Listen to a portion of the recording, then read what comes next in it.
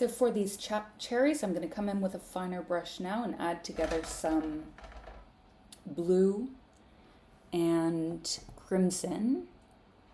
I'm just going to use this to darken the edges.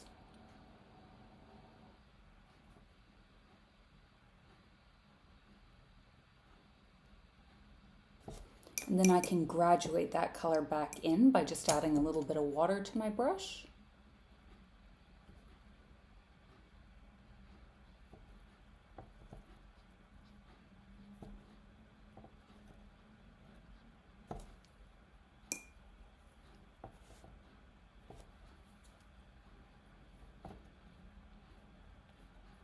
And notice how as the paint dries, the layers become darker and crisper. You're able to do more. You don't want to put too many layers down or attempt to do too many layers, because at a certain point the paper is just going to sort of reject all the water that you're putting on it and all the pigment. So this is good for maybe 1 or 2 layers. But then we want to just leave the paper alone. And we can also come in with some stems. So I'm going to take some brown and mix it with a little bit of green.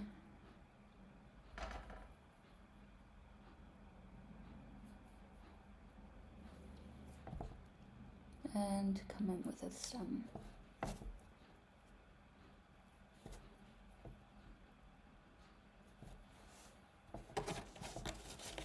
For the orange, we can also come in and do some more details now that the paint has dried.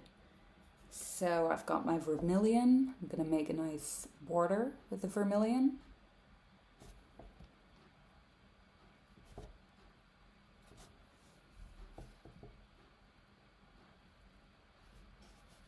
And I can intensify this shadowed area.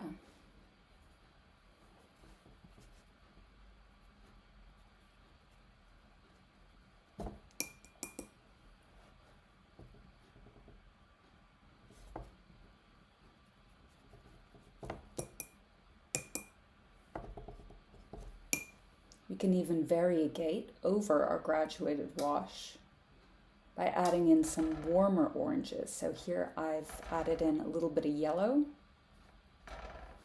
and I'm going to variegate.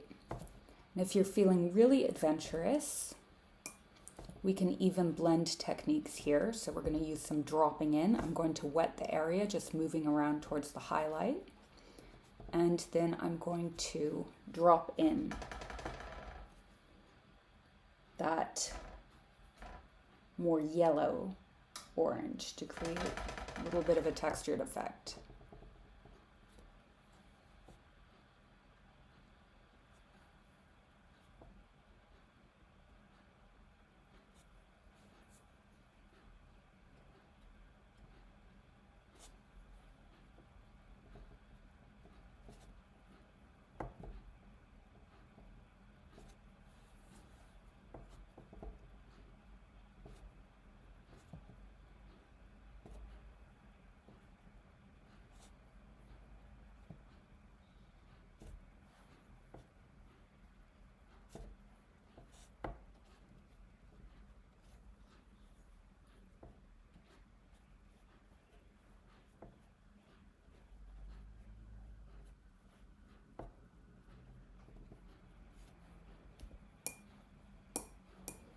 Moving on to the pear, maybe I'll just sharpen the edges a bit with some yellow ochre and ultramarine.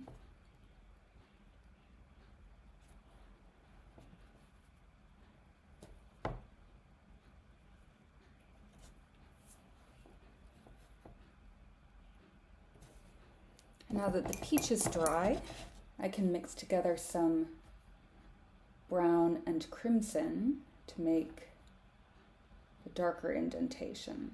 So brown, crimson, a little bit of blue.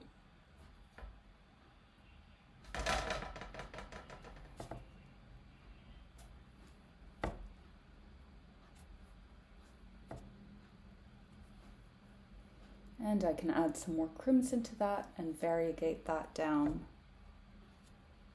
where there's this crease.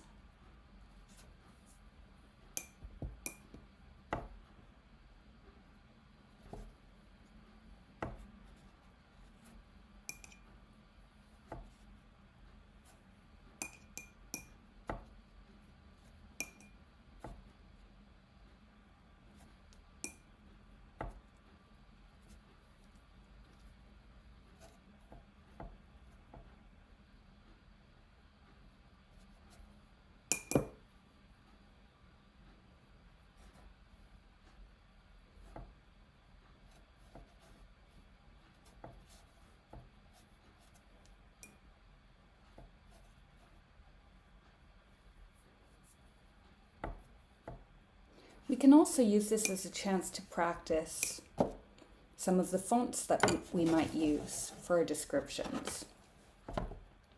So I'll just start with cherries, and then I'm going to leave you to it, and you can sort of experiment with a couple of things. But I'm going to start with 2 lines, and then in the middle I'm going to make 2 little lines going up for the 2 R's in the middle of the word. Cherries. Okay, and that's just going to help me center where everything is. And get 2 R's.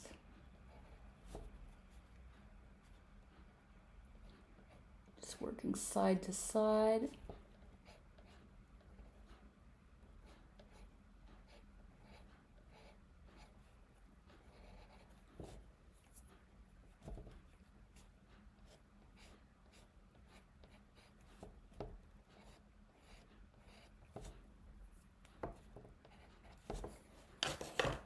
And then coming in with my pen, I'm just going to play around with fonts. So here maybe I'll do more of a copper plate type font.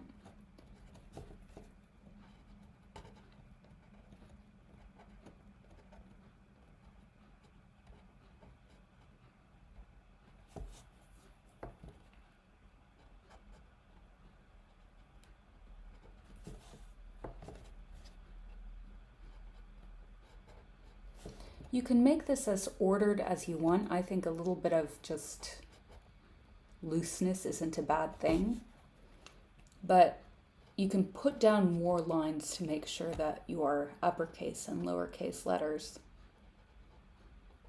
have the same midpoint if you'd like to do that.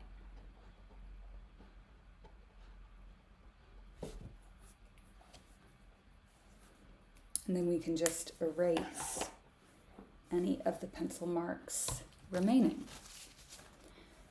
So, hope this was helpful, and we will move straight on to our finished work after this. So you're going to be able to choose from a variety of references, and we'll go over composition and plotting our work. Thanks for watching.